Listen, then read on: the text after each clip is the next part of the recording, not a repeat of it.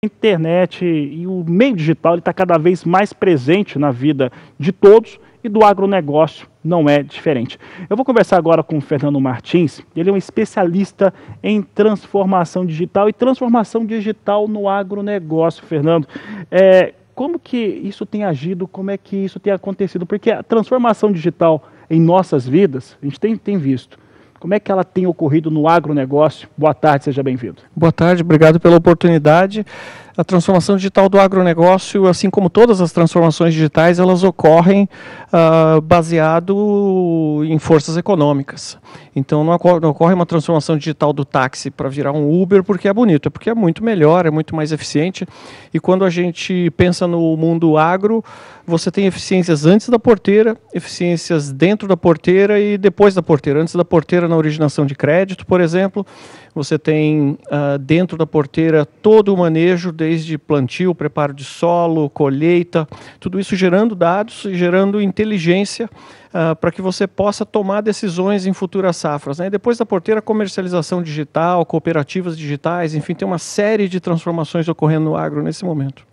Em relação a essa transformação, como é que o produtor rural está se inserindo nesse novo universo? Porque a captação de dados, principalmente os equipamentos, muitos deles já vêm ali com um chamado equipo ou parâmetros de máquina, de maquinário, que ele já é capaz de fazer isso. Como é que ele tem entrado nesse mundo e como é que ele tem utilizado esses dados, principalmente o produtor brasileiro? Essa é a grande dificuldade da transformação digital. Você começa a coletar dados e cada vez mais dados de condutividade de solo, de produtividade, tudo isso geolocalizado. Eu tenho aí uma quantidade tão grande de dados que é impossível para uma pessoa processar. Então, não basta só você instrumentar a tua colheitadeira, a tua plantadeira, mas você tem que também entender toda essa jornada dos dados e colocar sistemas de inteligência artificial para olhar isso, e é uma realidade hoje. A gente já tem vários sistemas em que você consegue fazer predição, prescrição, mas o primeiro passo é coletar os dados, tem que ter os dados para poder processar. Então, essa jornada do produtor na sua digitalização começa pela coleta dos dados, a estruturação, entender dados que você já tem na sua propriedade, estruturar isso para que isso seja acessável, e, na sequência, conseguir processar e melhorar cada vez mais a produtividade, a sustentabilidade do sistema como um todo. Bom, nós estamos aqui no Fórum Brasileiro de Agricultura Sustentável, tem tudo a ver com o assunto, Fernando.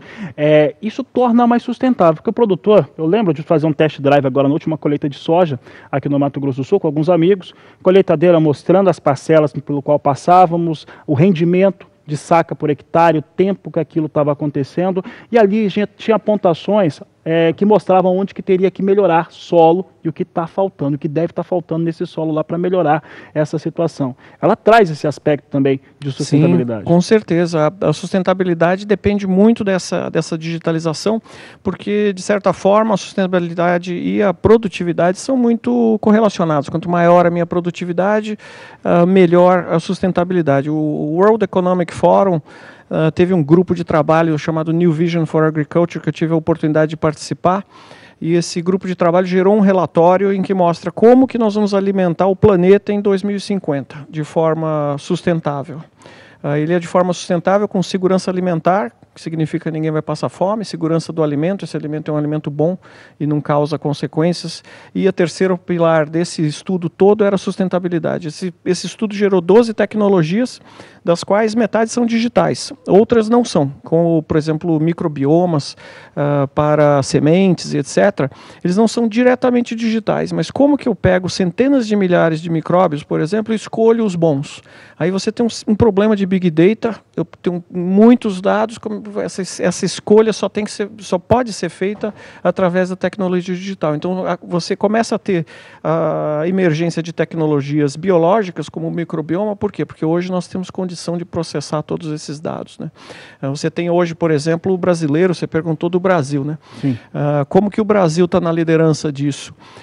Hoje, 65% da cana nacional é colhida com a internet das coisas, as pessoas não sabem.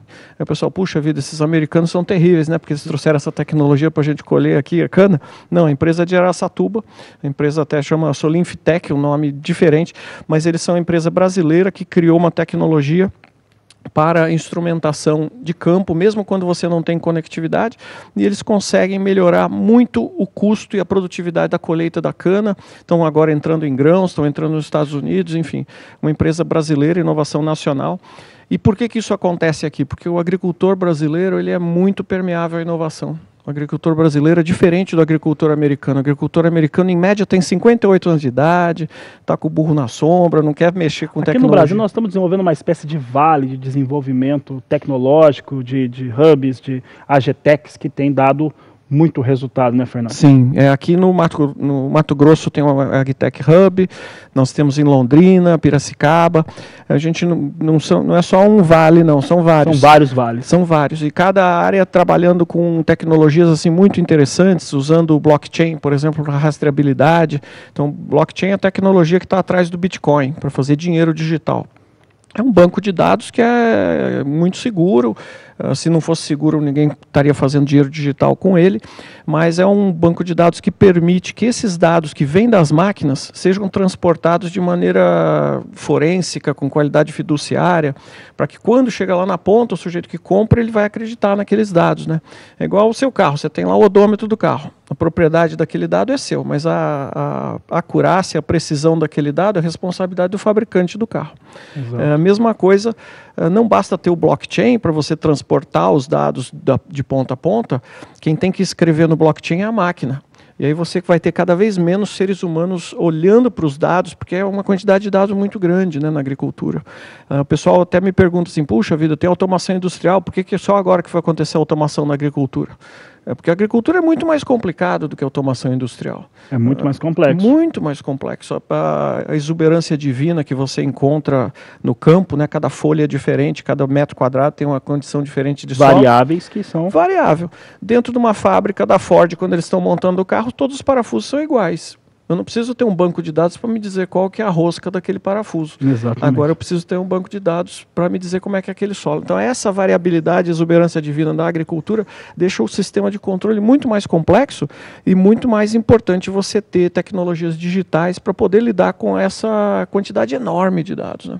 Fernando Martins, bom, quero agradecer. Hoje o Fernando Martins, aqui em Campo Grande, na sede da Federação da Agricultura do Estado de Mato Grosso do Sul, ministra uma palestra, vai falar um pouco a respeito disso e muito mais aqui, esse assunto que nós tratamos agora e muito mais, não é isso, Fernando? É isso mesmo, vai ser um prazer receber vocês lá às 19h30. Forte abraço, obrigado pela oportunidade de estar aqui com vocês. Tá certo, Fernando, obrigado.